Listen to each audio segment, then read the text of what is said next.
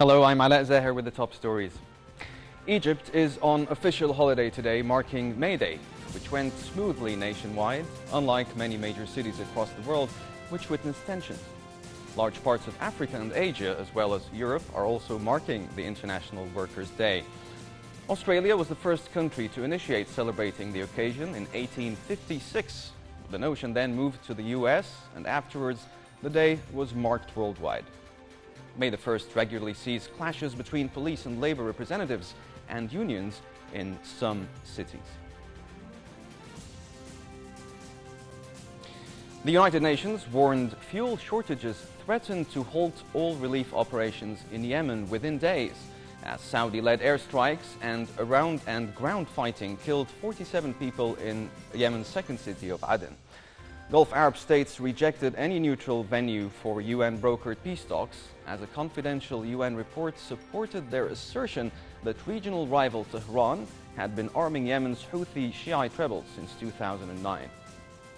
Yemen was the poorest Arab country even before the rebellion against now exiled President Abdurrabbu Mansour Hadi escalated last year, and UN agencies said that millions were at risk from any halt to food distribution.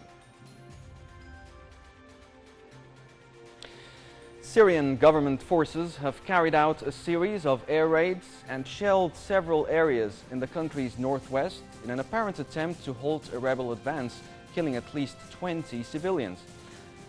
The Syrian state news agency said the troops were targeting terrorists, a term the government uses to refer to all of its armed insurgents, including the Al-Qaeda-affiliated Nusra Front, have been gaining territory in Idlib province in recent weeks, seizing the provincial capital of the same name, the town of Jisr al-Shughur, and an important military base. Desperate survivors living at ground zero of Nepal's earthquake complained they felt abandoned to their fate Friday after losing their loved ones and livelihoods in a disaster that has claimed more than 300 lives. While the joyous rescue of 2 survivors reinvigorated the search for further signs of life in the ruins of Kathmandu, the Red Cross warned of total devastation in far-flung areas of the poor Himalayan nation. But the full extent of the destruction wrought by Nepal's deadliest earthquake in more than 80 years was still emerging as relief workers struggled to reach mountainous districts.